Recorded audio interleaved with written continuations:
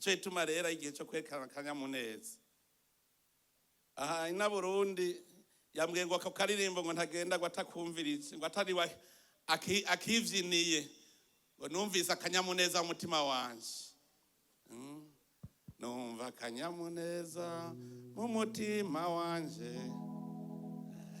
Numva fisa akanyamuneza mu mutima wanje kuko natewe iteka Imana yanje.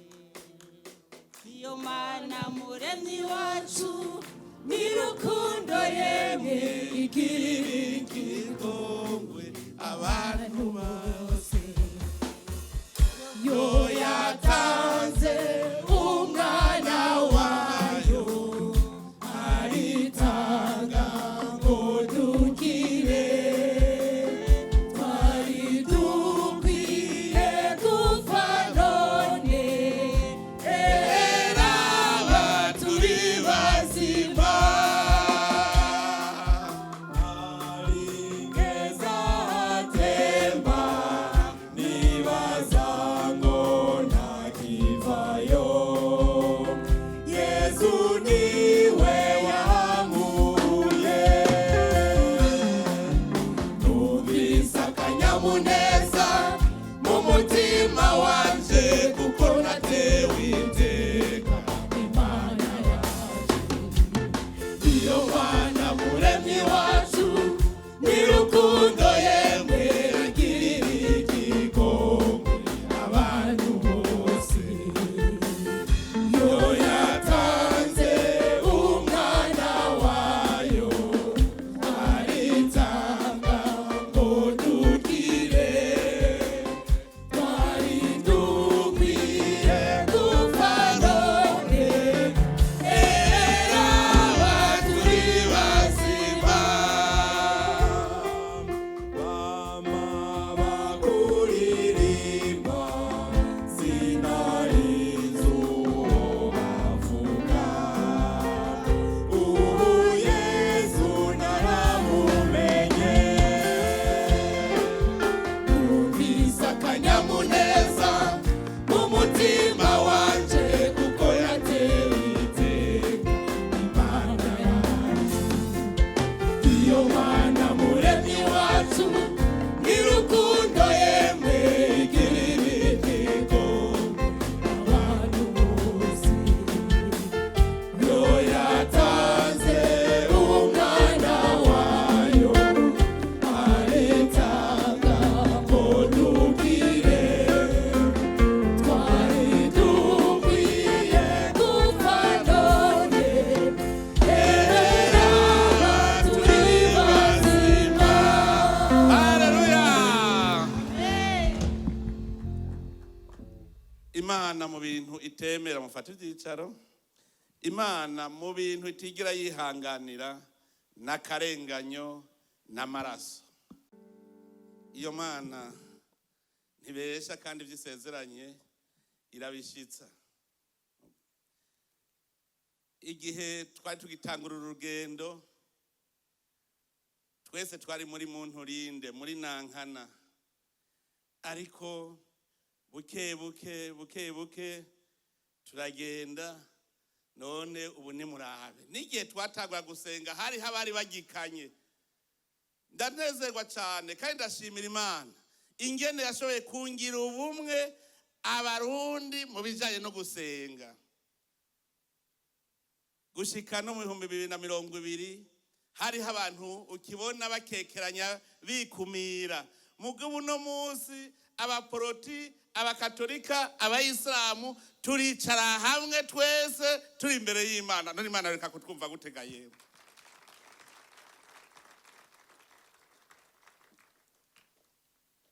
Mu bihe vy'intango gitangura amabanga naragiye i Roma turabonana na Papa. Tubonanye na Papa, ikibazo ca mbere ambajeje ngo bishoboka gute yuko abarundi, abakristu n'abayisilamu bashobora kwicarana bigakunda. Mwebwe mwabigenjeje gute? Ku buryo biboneka ko bo ntibabitegera. ndayimusigurira neza ndabwira nti twebwe mu Burundi kuva Uburundi buremwa twemera Imana imwe rudende twese. Ivyo rero ntitwirirwa turabivugana ko vyinshi, nico tuba tugiye imbere y'Imana tugenda twese. Ndayimusiguriye ico yambwiye, yabimbwiye mu Gifaransa ati dis-leur que nous sommes tous des frères. Mwumve ingene Imana ishobora gukora ibitangaza abantu bakabitangarira. Bukeye kabiri nagiye mu bihugu vy'Abarabu, tubonana n'ishirahamwe mpuzamakungu rya Islam. Nabo igitangaza uko nyene bavuze bati bishoboka gute umukristo ko ashobora kumviriza shehe ariko arigisha cyangwa shehe kumviriza umukristo ariko arigisha mukicara hamwe. Ndabaha iyo nyishu nyene, baravuga bati igihugu bobo baca bivuga neza ati igihugu cy'u Burundi kizoba karorero kwisi yose. Babivuze uko nyene. Ibi byose ni ivyo gushimira Imana. Muravye ingene Imana ikora. Kandabubwira ikintu gitoyi kandi cabaye uwo mwaka nyene. Harabaye inkuruma y'intambara. Harabaye inkuruma y'intambara. Mbere benshi ari habacize ivutu. Baracika ivutu ndabibona. Baraza barambaza bati wewe ubibona gute? Ni Mungu yupo. Hajya mukazokumva inkuruma, hariho ikintu Imana ibigomba ikore. Iyo mubonye inkuruma haba hari ikintu Imana igira ikore. Kubera Shetani irazi Imana. Iyo ibonye ko Imana ifise umugambi, ifise intumbero yo gukora neza, niho itangura gusohora amahembe. Inkuruma icitangura, Imana ifise ikigomba ikore. Cyari ikinyene kigitangaza tubonye. Ico gihe abacitse ivutu muribuka ivyo nababwiye nti Imana nihiri. Ngo yari sake y'abana n'intama, hanyuma hageze ku bunani isake itangura kuvuga iti je ndazi yuko kunwe n'ubunani bakarira inkoko, iraraba iti rero ndabibutse baraba intama. Niho isake mu gatondo ka kare yazivuga iti itangura kubika, irakubita ya mababa ngo burakeye turye ya ntama. Irasubirira ivugira hejuru, murazi kwibaza kuja ahantu mu gasongero ngo burakeye turye ya ntama. Hanyuma intama nayo nijwi ritoyi ikiraza Mungu yupo. Imana iriho. Nabwiye nti Mungu yupo. Ndabona bavuga ngo naho uvuga uko ngo sivyo. Nabwira nti je sintinya urugamba je ndarwana, kandi tuzorunesha ku izina ry'Imana, tuzorunesha. Ico gihe naravuze nti mwebwe murazi Imana, murazi inteko z'Imana aho ziri. Abacitse ivutu ndabwira nti iyo uba wabona ivyo mbona wari kumenya ko urwo rugamba tuzorunesha. Je naremeza neza ko uzodutera, n'ubu ndabisubiyemo, umuntu azohirahira ngo avogera Uburundi azoneshwa kandi izuba riva.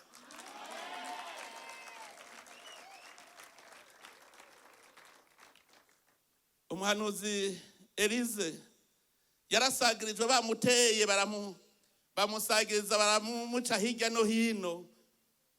Umuwo bari kumwe mutwazi w'irwanisho ati karabaye, hamwe mubwira ati ubu igisigaye no gupfa cyane kwishikana. Aracika ivutu. Elize biramubabaza cyane, biramubabaza kuko wewe yarabona inteko baza gukorana mu kugwana. Abonye yacitse inkokora niho yasenga Imana avuga ati Mana mwugurura amaso abona inteko natwe dufise. Erega Imana iramwugurura amaso asanga hari inteko zikomeza abamarayika ziruta za ziri za bamwe babatera. Ubwo nyene umutima ucusubira hamwe. Nanje hateye ntubwo abo bacika ivutu barabona ivyo mbona. Ingufu dufise nga Burundi ubwo barazibona. Nindakubwiye ko Imana izokwemera ko abarundi bamererwa nabi. Vyaraheze, nta Mana izokwemera ko abarundi bamererwa nabi. Imana ibona abarundi kugurura ijuru imvura ikagwa. Hariho igihe kimwe twagiye mu nama, bose babazanya ngo mwebwe iwanyu imvura iragwa, ngo mwebwe iragwa. Bose bihebuye bashitse ko babaza ngo weho gute. ntitwe twarasenze imvura ikiragwa ngo none kutayituzaniye mu ndege. Imvura ishobora Imana ikugurura ijuru ikagwa gaha mu Burundi ahandi itari kwiragwa. Iyo Mana yo kwemera gute ko abarundi bamererwa nabi? Narongeye ndababwira nti Yeriko cyari igisagara gikomeye cyane. Yozuwe hageze gutera igisagara, arakora imigigwa yose Imana yari yamubwiye kuzunguruka ico gisagara, arakizunguruka iminsi 7 ku munsi ugira 7. Hageze rero ko ingwane igira itangure, azabona umuntu umusoda akomeye cyane ku ndogobwa, ati mbega wewe uri mubo tugwana cyane uri ku ruhande rwacu?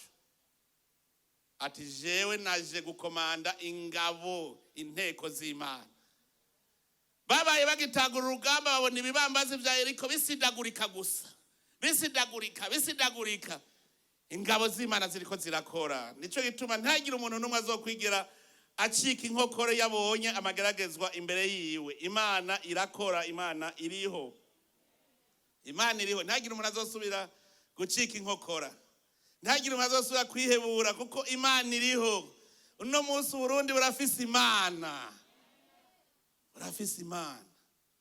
Sishobora kumva rero abantu bacika ivutu ngo niwemera gukurikiza ingingo zanje zose ngo uzotera bimere wimbure. Ubucika inkokora ntiyotera. Erega n'ubu hariho abantu usanga akadayimoni karababwiye ati ntubiteresha vyoherayo, none ariko araraba ingene abandi bejeje, birabaho. Nico gituma rero bari gihe abarundi uteza kwerekana kanyamuneza dufise, kanyamuneza tukakabona twebwe nyene, kuko Imana utayeretse kunezerewe ikivuga ngo ntacyo nakoze bwa bundi.